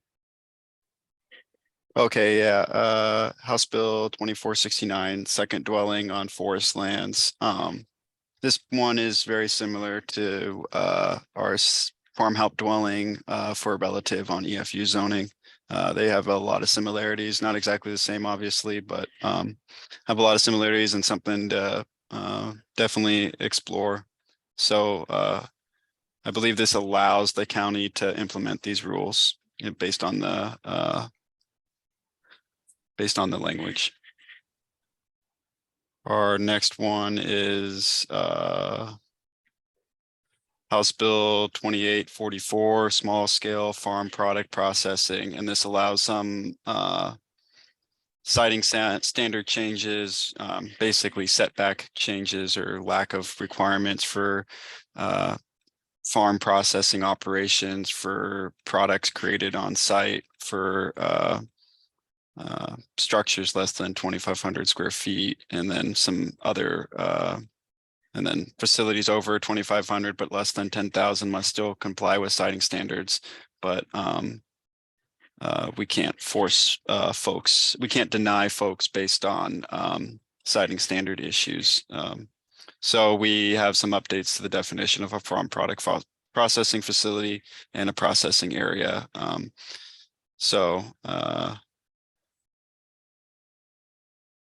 Definitely a unique one. And then next we have House Bill 3024, replacement dwelling on exclusive farm use land. This is something that we've already dealt with because this is obviously stuff from 2019. But the main provision is the dwelling can be altered, restored, or replaced, or has formerly had intact exterior wall, roof structure, indoor plumbing, interior wiring, and a heating system. And these are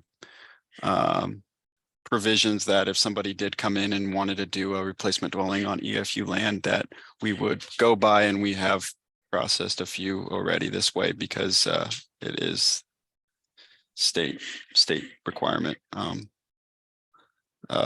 This is one of the ones where we had a question to the state if about the previous language and when it goes out, and we haven't heard back yet. So undetermined.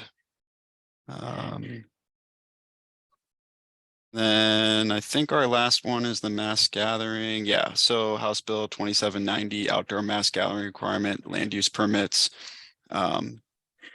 It updated some language, and this one was definitely the most challenging if you just pull up the House bill and read it. We also asked the state a few questions related to this one and to clarify.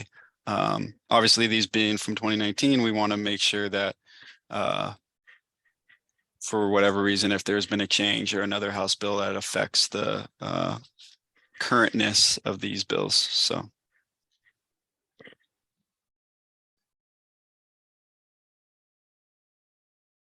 Is there any questions or for me or?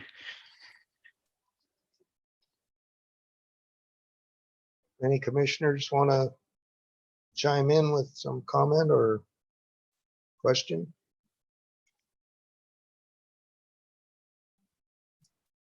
Guess not, but we can proceed on.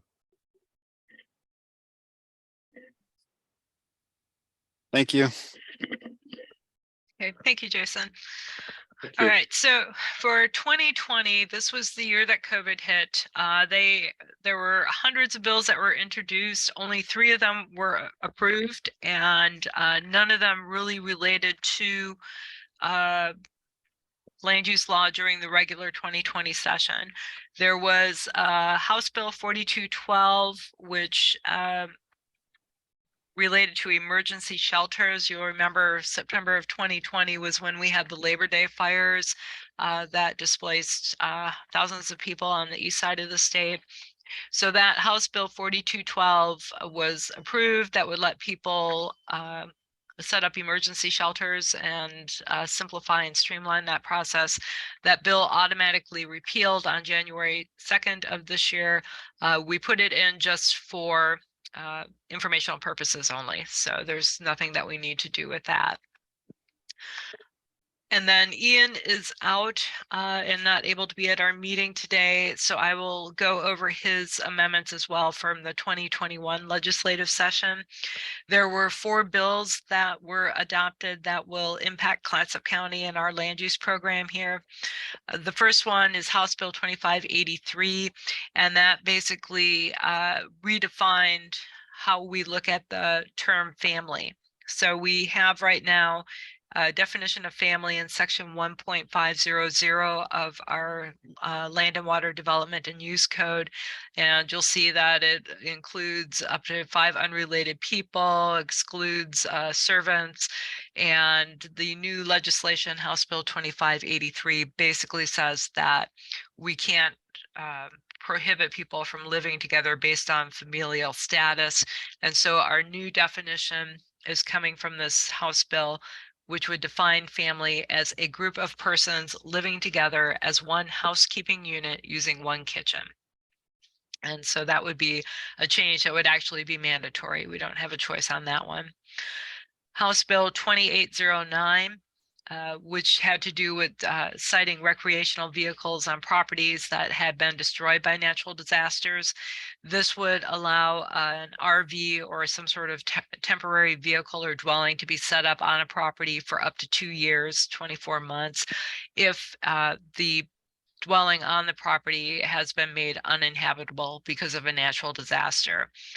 And so while this legislation is probably more to help support victims and residents on the east side of the state or victims of wildfires, it could also apply to any type of natural disaster that we might experience here in Clatsop County. The third bill was House Bill 3219, which had to do with manufactured dwelling parks.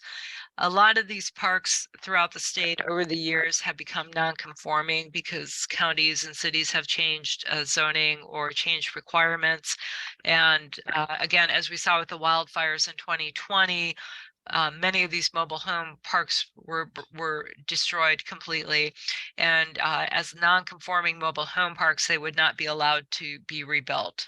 And so House Bill 3219 addresses that, and we've proposed some language in our code dealing with the non-conforming uses that would also allow any non-conforming mobile home parks within the unincorporated area to be rebuilt in the event of a natural disaster. And then we've already talked earlier today about Senate Bill 391 and Senate Bill 762, which relates to the rural residential ADUs and the statewide wildfire risk mapping. And then the final bill coming out of the 2021 session is Senate Bill 405, and that also addresses non-conforming uses.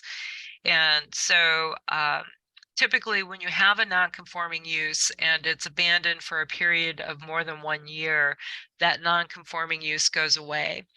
And so again, to address some of these areas that were hard hit by wildfires in 2020, the state adopted legislation that basically stated that if you have a non-conforming use that is interrupted, so it's either burned down, it's evacuated, something happens to it while there's a federal, state, or local emergency order in place, that does not count towards your non-conforming period of abandonment, basically.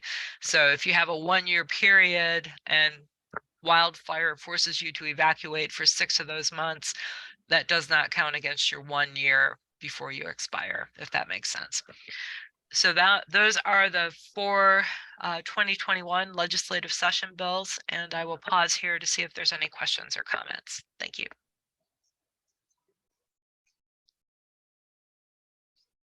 Anybody have a question there that they'd like to bring up? Apparently not. I think we can go on to the 2022 session. Great, thanks everybody. This is David Cook, planner again. So the 2022 session did not pass any bills that require acknowledgement in our comprehensive plans or local land use regulations. Really, the only things that were in there related to land use were a couple of bills which impact bills that were passed in the 2021 legislative session just by changing some dates of enactment or providing clarification on terms or requirements. So those should either be captured in the 2021 legislative updates or captured in SB 391 and 762. Which we've been kind of going over in a separate process with the accessory dwelling units. Well, thank you. That one's pretty straightforward for us, I think. Yeah, so we will be taking all of these proposed amendments with your comments to a work session with the board on November 2nd, the same day as our rural ADU work session. And then again, we will bring back formal amendments for a public hearing to the Planning Commission in December. Yeah, in December of this year, and then go forward January, February to the board with those final amendments. And then moving forward, after each legislative session, we'll prepare a separate set of amendments and updates to the code on an annual basis. So thank you. All right, well, thank you for bringing us up to date. It's kind of a lot to digest, but it is important, and now we're on track to do this on a regular basis. It should be much easier for everybody. So if we could go ahead with the project status report. Yeah, I'm primarily here to answer questions, but I did want to point out that we have updated it to include the latest status on the comprehensive plan update, which is still ongoing. We have not yet established a date for the first public hearing for adoption on either the comp plan or the community plans. The Velasquez home occupation, which came before the Planning Commission back in 2021, was appealed to the board, and the board reversed the Planning Commission decision. That project is now completed. All conditions of approval have been met, and so their home occupation is established, and that will be coming off our list. And then we did add in the goal 11 exception that Julia prepared for FEVIS, and the Shoreline Sanitary District was approved on September 14th by the board. And that's been submitted to the Department of Land Conservation and Development for them to acknowledge as an amendment to our comprehensive plan.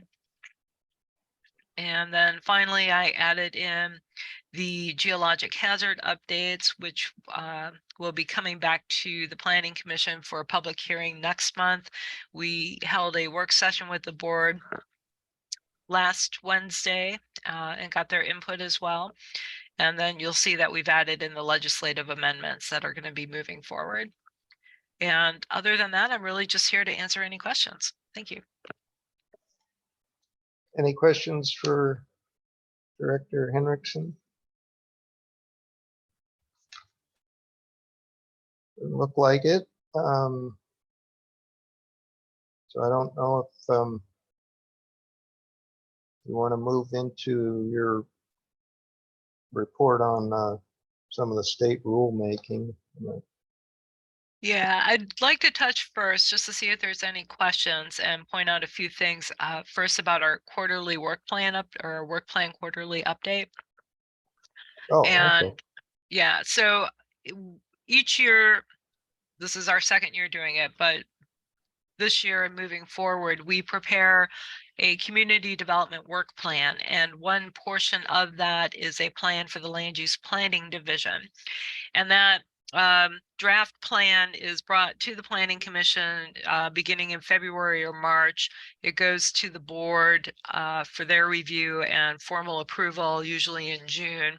And then that establishes the work program that staff uses for budgeting purposes, that we use with the Planning Commission to lay out our schedule and work dates and meeting agendas, and also ties into the strategic plan that the board updates every year. And so we're trying to make sure that we have a coordinated effort between staff, the Planning Commission, and the Board of Commissioners as we are working to move projects forward.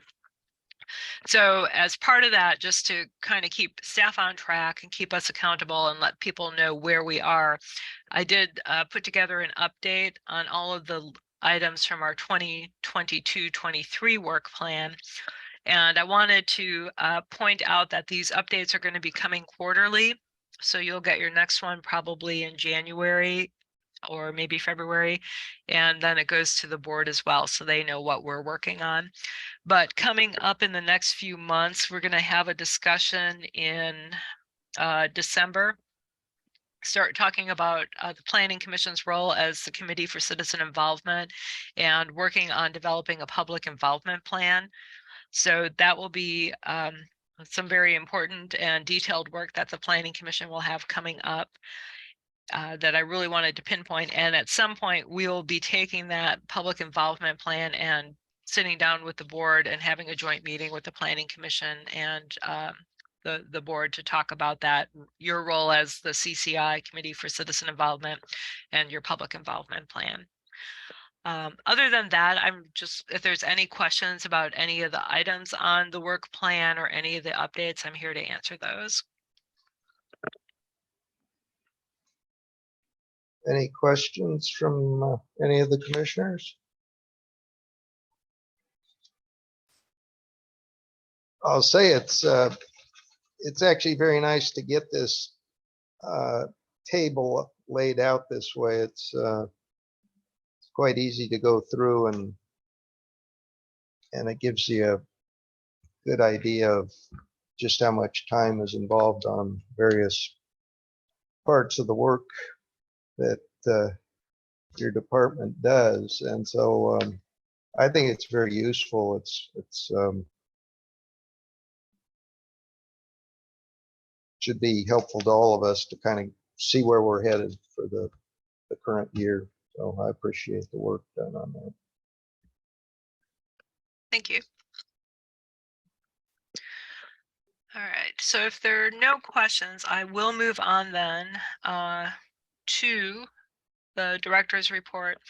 And so in September, before our last meeting, I had sent an email out to the Planning Commission members with some links to some calls for public comment from the state agencies regarding a whole slew of different rulemaking that's currently going on.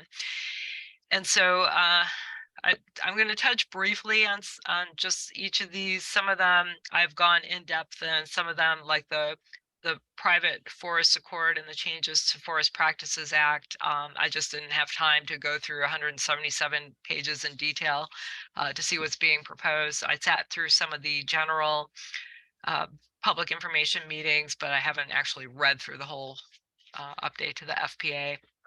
But there are a lot of things afoot right now. And so we know that with regard to psilocybin, we know that the county is putting forward a ballot initiative to see if the voters want to support a 2-year moratorium within unincorporated Clatsop County. The purpose for the proposed moratorium, if it's approved by the voters, is to give us time, us being staff, the Planning Commission, and the board to draft time, place, manner regulations for psilocybin service centers primarily. And so we're waiting to see how that is going to play out.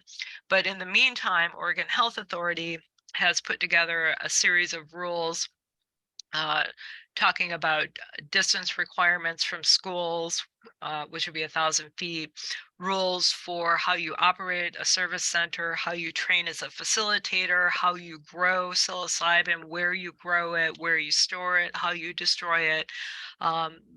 Just an amazing amount of rules. How long you can have to wait at your service center depending on the size dose that you've been given, how you have to draft a transportation plan because you will not be able to drive after being given psilocybin.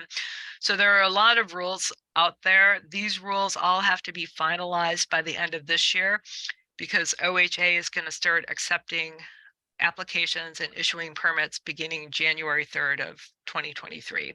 So we are in a very tight time frame. If our referendum is not approved by the voters, we will be bringing some time, place, manner regulations to you in December for discussion, because we will need to have those ironed out then, because we will be beginning to license service centers potentially. So there's that.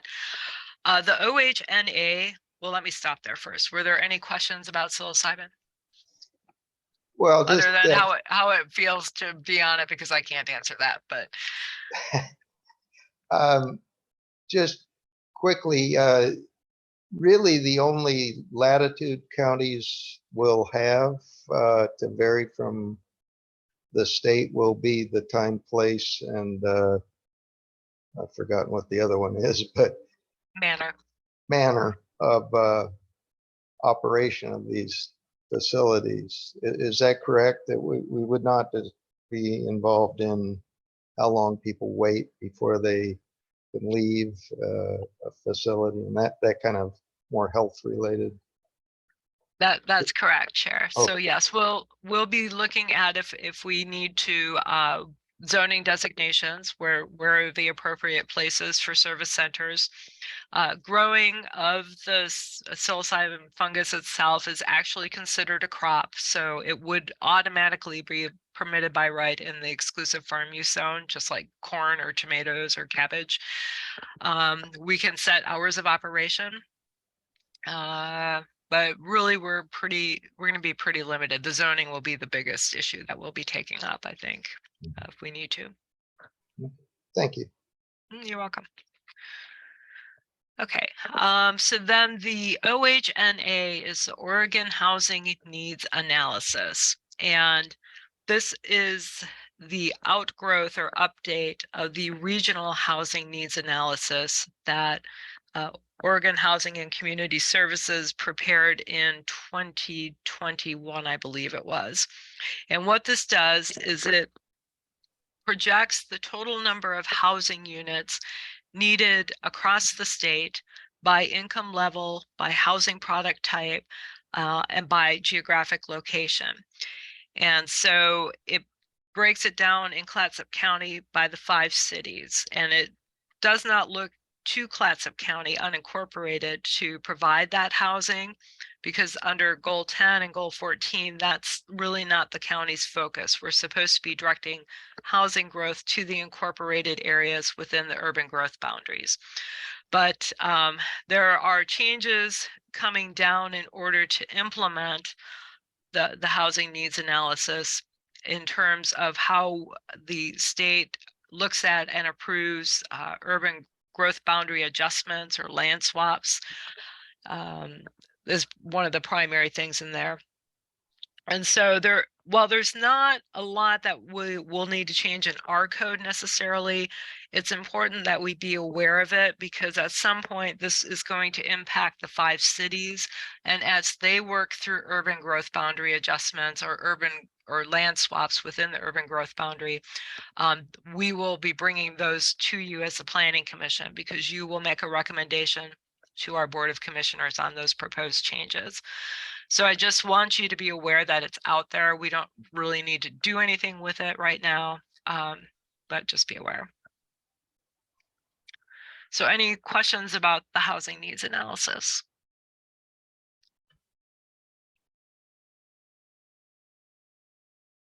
Okay. And if you do think of a question after the meeting or anytime, feel free to just reach out to me, email, phone call. If you happen to be in town, stop by, but we're always happy to answer any questions. Then briefly, wildfire adaptable communities. This ties in with Senate Bill 762, which is what David had talked about with regard to Senate Bill 391 and the rural ADUs. But when Senate Bill 762 was adopted, it's a huge omnibus bill that includes work directed towards several different state agencies. So it's Department of Forestry, it's Department of Land Conservation and Development, it's the State Fire Marshal's Office. And so wildfire adaptable communities is really the work that's coming out of Department of Land Conservation and Development. And it contains a lot of different recommendations about hardening structures. And I apologize because now it's been two or 3 weeks since I've read this, but that's the thing that sticks in my head. But there are several other community requirements that are in there. And this actually went to the Land Conservation Development Commission in September, which I believe approved the document. And so from there, it would go forward actually to rulemaking and then come back to us in a form that we would have to implement. I think that the biggest question we have right now with the wildfire adaptability and communities is that wildfire risk map. And so we have a ODF risk map that was published late this summer, I believe in August sometime, caused quite an outcry. Eventually it was pulled and removed from public consumption and is being reworked right now. It's unclear at this time where the hardening and other wildfire adaptable rules are going to be implemented. It's unclear if it's just going to be areas of high and extreme risk within the wildland urban interface, or as some DLCD staff have pointed out, if it's not mandatory, it's not going to happen. And so there's a possibility that some of this could be applied across the state, regardless of your wildfire risk.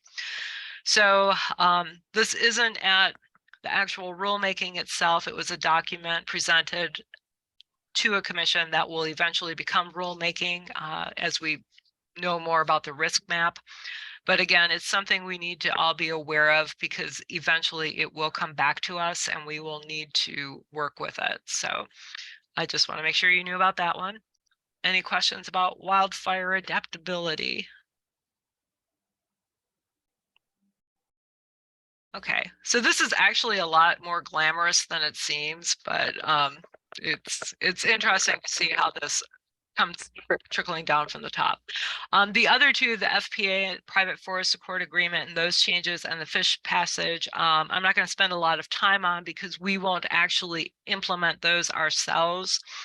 These are more going to be at the state level, but they do have impacts for work that occurs in Clatsop County.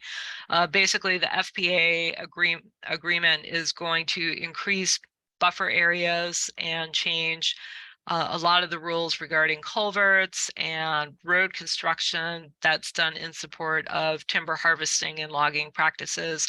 And the fish passage rulemaking has to do basically with replacement of culverts and things in public roadways and making sure that they are a certain width and diameter. And so that will actually have impacts for public works and people building roads that are not private Forest Practice Act roads. So again, not anything that we're going to necessarily amend our code to address, but things that will impact us and things that we need to be aware of as the staff and the Planning Commission. So, and I will stop there and quit talking. And Just one real quick question on that Forest Practices Act, yeah, Private Forest Accord. The way we wrote up our comprehensive plan revision and all the policies in there regarding goal 4. I think that's goal 4 is forest. Yep. don't- go Yeah. for it. Yeah. We're kind of covered because we pretty much said we're going to do and enforce what the state Forest Practices Act says. So we're not going to even whatever they come up with, we don't really need to change our wording. Am I correct on that? That's correct, because we as the county or any local jurisdiction don't have the authority to implement or change Forest Practices Mhm. Act. That's handled at the state level. So when they change their rules at the state level, then it gets applied by ODF directly to the landowner and the project being considered.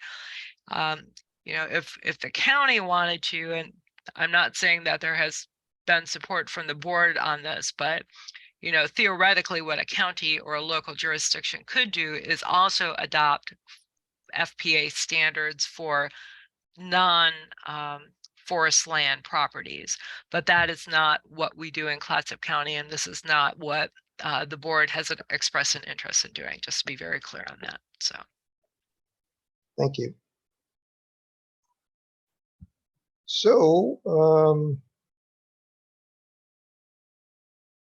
yeah, I apologize. My agenda was out of order with the actual written agenda. So we've already covered our work plan. yeah, I was just noticing that. So that's good. We're down to good of the order. And I'm sure everybody has some major long points that they would like to bring up at this time. Am I correct? Is there a commissioner who would like to make any closing remark. Looks like we're pretty saturated here this morning. A surprisingly wide-ranging meeting in a lot of ways, but helpful to get us all on better footing as to what we're supposed to be doing here. So appreciate everybody's participation this morning, and especially the planning staff and their ability to convey this, some of these complex things to us all, and seeming capable of answering our questions so well. I greatly appreciate that. So thank you very much.